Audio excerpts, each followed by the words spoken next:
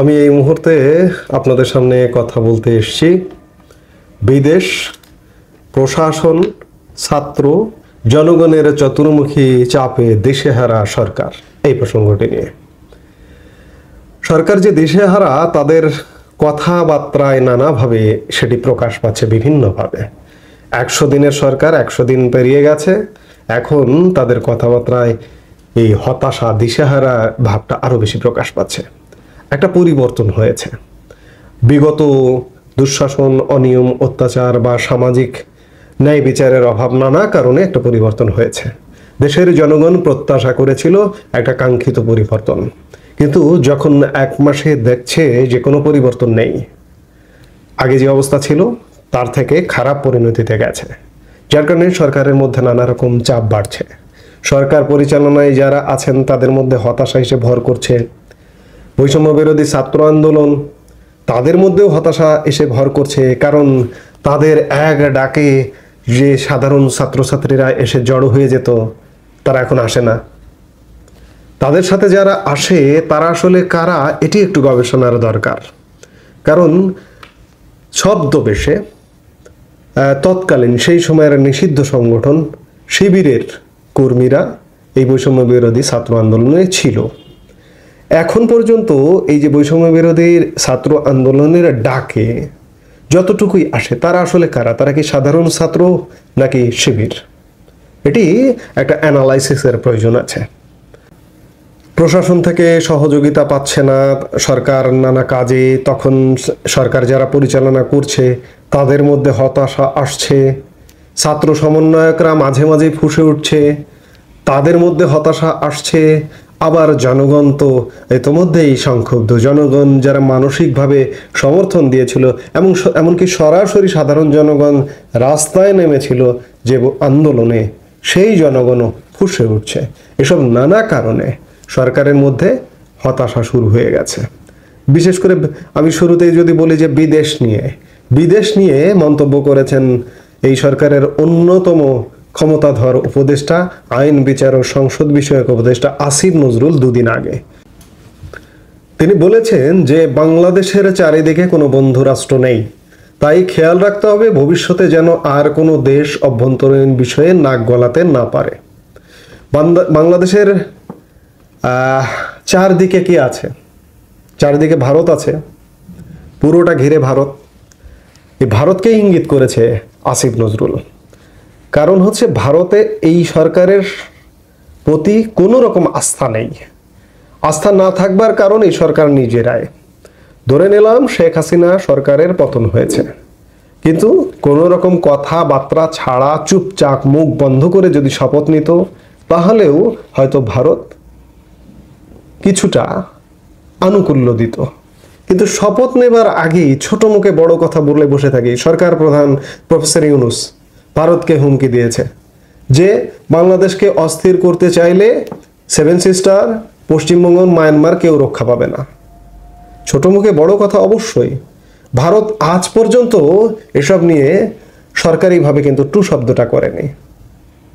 বড়রা তো এমনই হয়, টু শব্দ করে না, কিন্তু নীরবে ব্যবস্থা নেয়। সেই ব্যবস্থা কিন্তু নিচ্ছে, সেটার আলামত আমরা দেখতে পাচ্ছি। এটি গেল বিদেশ নিয়ে।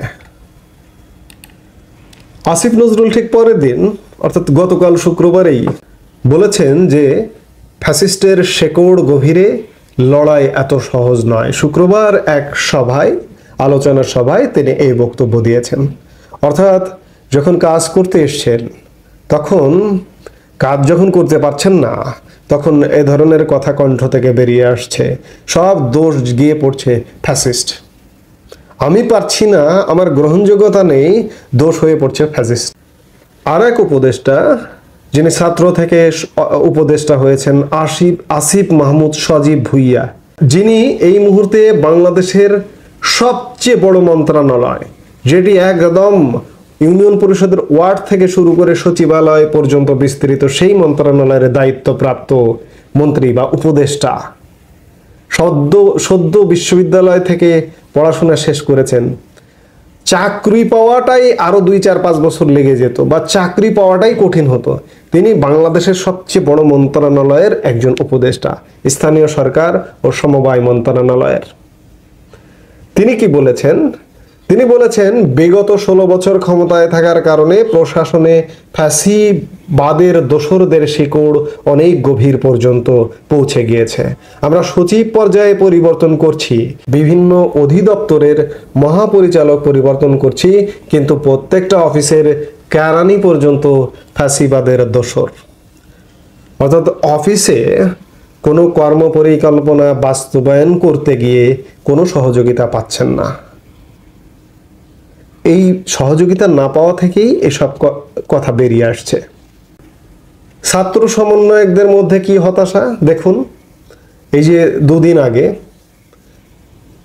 যে আহত চিকিৎসাধীন যারা, তাদেরকে প্রতিশ্রুতি দেওয়া হয়েছিল যে চিকিৎসার সহযোগিতা করা হবে, কিন্তু এখন পর্যন্ত তারা চিকিৎসার সহযোগিতা পায়নি। তাদেরকে এখন আহত লীগ ট্যাগ দেওয়া শুরু হয়ে গেছে এবং বলা হচ্ছে যে এই যে আহতরাও নাকি উপদেষ্টা হওয়ার জন্য রাস্তায় নামবে কাফনের কাপড় পরে। মানে উপদেষ্টা হওয়াটা এখন এত সহজ হয়ে গেছে। আর বিদেশের কথা আমি শুরুতে যেটি বলছিলাম, বিদেশ তো গণেশ উল্টে গেছে। বাইডেন প্রশাসন চেঞ্জ হয়ে ট্রাম্প প্রশাসন আসছে। ট্রাম্প প্রশাসন এই সরকারকে কোনোভাবেই আস্থায় নেবে না, এটি পরিষ্কার। ট্রাম্প প্রশাসন বা মার্কিন যুক্তরাষ্ট্র যদি আস্থায় না নেয়, তাহলে পৃথিবীর কেউ আস্থায় নেবে না। সারা পৃথিবী ওই ভাষায় কথা বলে, মার্কিন যুক্তরাষ্ট্র যে ভাষায় কথা বলে সেই ভাষায় কথা বলে। এই সব কিছু মিলিয়ে সরকারের মধ্যে একটা দারুণ হতাশা কাজ করছে। আরেকটি বিষয় যে দেশের জনগণ, যে জনগণ এই আন্দোলনের পক্ষে ছিল, আন্দোলনে নেমেছিল একটি পরিবর্তনের প্রত্যাশায়, সেই জনগণ এখন ভাবছে আমরা তো আগেই ভালো ছিলাম, পরিবর্তন করে কি হলো, কি লাভ হলো?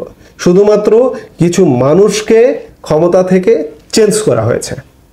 আগে এক্স ছিল, এখন ওয়াইকে সেই পদে বসানো হয়েছে এবং ওয়াই আগে এক্স যেভাবে কাজ করত, ওয়াই একদম অযোগ্য।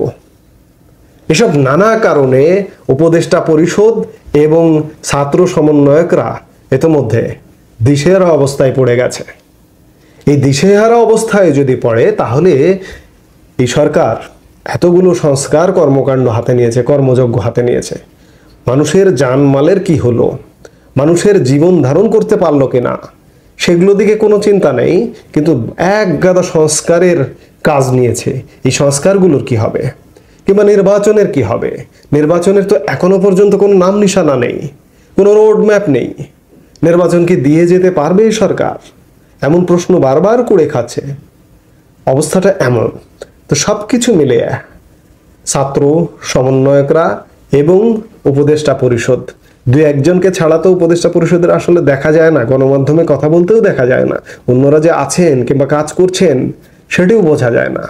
এবং অন্যরা কারো কারো সম্পর্কে অনেক বিতর্কিত কথাও শোনা যায়। আমি এর আগের একটি বক্তব্যে বলেছিলাম, এমনকি দেশেও থাকে না কেউ কেউ। পররাষ্ট্র উপদেষ্টা 100 দিনে 37 দিন বিদেশে ছিলেন, এরকম নানান কথা শোনা যায়। আসলে সবকিছু মিলিয়ে একটা ম্যাচাকার পরিস্থিতিতে বর্তমানে দেশটা চলছে। এর থেকে মুক্তির প্রয়োজন। হয় এই সরকারটি চলে যেতে হবে, হয় দ্রুত নির্বাচন হতে হবে, অর্থাৎ একটা যে কোনোভাবে একটা ভালো ব্যবস্থায় আসতে হবে। দেশ আসলে এখন চলছে না, এটি যদি বলি ভুল হবে না। মানুষের এই যে সরকারি বিভিন্ন সেবা, বিভিন্ন এক প্রকার বন্ধ, সরকারি অফিস আদালতে কাজ হচ্ছে না, এটি অনেক দিন ধরেই বলছি, গত 2-3 মাস ধরে বলছি। আজকে 100 দিন পরে এসেও একই কথা বলতে হচ্ছে, কোনো উন্নতি নেই। এই ম্যাচাকার অবস্থা থেকে বের হতে হবে, জনগণকে জাগতে হবে। জনগণ চুপ থাকলে হবে না। এই 10,000 মানুষের পেটে লাথি মেরেছে ইউনূস সরকার। ইউনূস সরকার আলটিমেটলি কি চায় যে এই 10,000 মানুষ সেন্ট মার্টিন দ্বীপ ছেড়ে চলে যাক অন্যত্র? হয়তো এটিই চাওয়া। কেন চায় সেটি ইউনূস সরকারই বলতে পারবে। এরপরে আসি যে পলিথিন নিষিদ্ধ। অত্যন্ত সাধুবাদ জানানোর একটা বিষয় যে পলিথিন, আমাদের পরিবেশ প্রতিবেশ ধ্বংসের একটা অন্যতম উপকরণ হচ্ছে পলিথিন। 2002 সালে বিএনপি সরকারের আমলে পলিথিন নিষিদ্ধের একটি আইন আছে, কিন্তু সেই আইনটির প্রয়োগ নেই, যার কারণে পলিথিনের একটা কি বলবো স্বর্গরাজ্য তৈরি হয়েছে। যেদিকে তাকান, যেদিকে যান, সেদিকেই শুধু পলিথিন। তো সেই জায়গা থেকে পলিথিন নিষিদ্ধের উদ্যোগ নিয়েছে ইউনূস সরকার, সাধুবাদ জানানোর মতো উদ্যোগ। কিন্তু একবার কি চিন্তা করেছে যে এই পলিথিনের সাথে এই পলিথিন শিল্প, পলিথিন ইন্ডাস্ট্রি, একটা ইন্ডাস্ট্রি গড়ে উঠেছে হাজার হাজার কোটি টাকার, এবং এখানে লাখ লাখ মানুষের কর্মসংস্থানের একটা জায়গা। লাখ লাখ মানুষ এখানে চাকরি করে, কাজ করে খায়, শ্রমিক কর্মচারী। এই যে এই শ্রমিক কর্মচারীরা পলিথিন হঠাৎ করে যদি রাতারাতি নিষিদ্ধ করে দেওয়া যায়, তারা কোথায় যাবে? হঠাৎ করে ঘোষণা করা হচ্ছে যে 1 অক্টোবর থেকে সুপার শপে পলিথিন নিষিদ্ধ, এরপর 1 নভেম্বর থেকে সারা বাংলাদেশে কোনো পলিথিন ব্যবহার হবে না, জিরো টলারেন্স। কিন্তু একবারও কি চিন্তা করেছেন যে এইখানে যে হাজার হাজার লাখ লাখ শ্রমিক এর সাথে জড়িত, স্বল্প আয়ের গরিব মানুষ, এই মানুষগুলো কি খাবে, কোথায় যাবে? বিকল্প কর্মসংস্থান না করে হঠাৎ করে রাতারাতি বন্ধ করবেন, তাহলে তো হবে না। বন্ধ করতে গিয়ে হোঁচট খাচ্ছেন। পলিথিন একটা পরিবেশের জন্য ভয়ানক উপকরণ, কিন্তু সেটি বন্ধের জন্য তো হঠাৎ করে 1-2 মাসের একটা প্রজেক্ট নিয়ে হবে না। এই লোকগুলোর কথা চিন্তা করতে হবে, এই লোকগুলোর একটা বিকল্প কর্মসংস্থানের চিন্তা করতে হবে। হ্যাঁ, হতে পারে যে এই পলিথিনগুলোকে ঋণ দিয়ে পলিথিন থেকে কনভার্ট করে পাট কিংবা কাপড়ের উপকরণ তৈরি করবে, এমন কিছু। এই কাজটি করলে যেটি হতো যে এই যে শ্রমিকরা পলিথিনে কাজ করে, তারা সেই কাপড়ের ব্যাগ উৎপাদন বা কাপড় বা পাটের অন্যান্য পলিথিনের বিকল্প হিসেবে যে কাজগুলো, যে উপকরণটা আমরা উদ্ভাবন করব, সেটির জায়গায় কাজ করতে পারত। কিন্তু সেগুলো চিন্তা না করে হঠাৎ করে রাতারাতি এক শাহী এলান জারি করছেন যে 1 অক্টোবর থেকে বন্ধ, 1 নভেম্বর থেকে বন্ধ। আজকে বন্ধ করতে গিয়ে বাধার মুখোমুখি হচ্ছেন। তারপরে আসি এই যে দীর্ঘদিন ধরে গার্মেন্টস শ্রমিকরা নানাভাবে মালিক পক্ষ বা নানা পক্ষ থেকে বঞ্চনার শিকার, এটি মানতে হবে। তাদের দাবি দেওয়া থাকতে পারে, কিন্তু তাদের দাবি দেওয়া নিয়ে প্রথম পদক্ষেপ কি নিলেন? দমন পীড়ন, আইন শৃঙ্খলা বাহিনী দিয়ে দমন পীড়নের পদক্ষেপও নিয়েছেন, যার কারণে কয়েকজন মানুষকে পুলিশের গুলিতে মৃত্যুবরণ পর্যন্ত করতে হয়েছে শ্রমিকদের। এই শ্রমিকদের মৃত্যুবরণ শুধু না, কারখানা বন্ধ হয়ে যেতে হয়েছে। একটা যৌক্তিক সমাধান নিশ্চয়ই করা যেত, কিন্তু পরবর্তীতে আপনারা যৌক্তিক সমাধান করেছেন অনেক দেরিতে। মালিক, শ্রমিক, সরকার বসে একটি সমঝোতায় এসছেন, খানিকটা স্বস্তি এসছে সেখানে। কিন্তু যে কোনো কাজ করবার আগে বুঝতে হবে যে এখানে স্বল্প আয়ের গরিব মানুষ অসংখ্য জড়িত আছে, তাদের কি হবে? আমি এসি রুমে বসে চিন্তা করছি যে এটা করব, ওটা করব, কিন্তু আসলে বাস্তবতা কি? বাস্তবতা তো ভিন্ন। রাতারাতি আরেকটি কাজ করেছেন যে ফুটপাতে হকার উচ্ছেদ। কারণ বাজার, ফার্মগেট সহ বিভিন্ন জায়গা থেকে হকার উচ্ছেদের একটা বন্দোবস্ত করেছেন।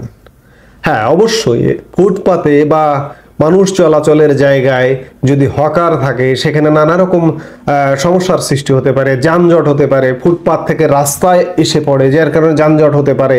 ফুটপাত থেকে হকার সরানোটা ইতিবাচক, কিন্তু এই যে হকারগুলা কোথায় যাবে, কি খাবে, সেসব কি চিন্তা করেছেন? সেসব চিন্তা না করে রাতারাতি চিন্তা করছেন যে হকার উচ্ছেদ করবেন। এই হকার উচ্ছেদ করবার ফলে গরিব মানুষের পেটে লাথি মেরেছেন।